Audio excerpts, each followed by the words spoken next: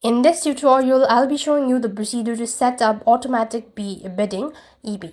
To set up automatic bidding on EB, you have to enter the maximum amount you're willing to pay for an item when you place the bid. So basically, to place a bid, you want to open up eBay first thing first.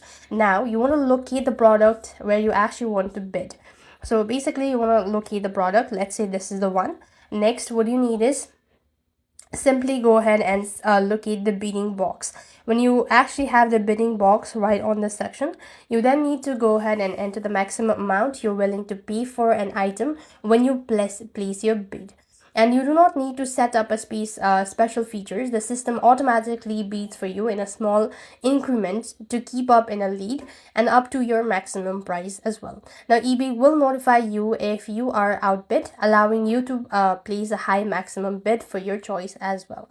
And this is how you'll be able to set up automatic bidding on eBay account. So that's all for this video. I hope the video was helpful. Make sure to like, share, and subscribe. Thank you for watching. See you in the next video.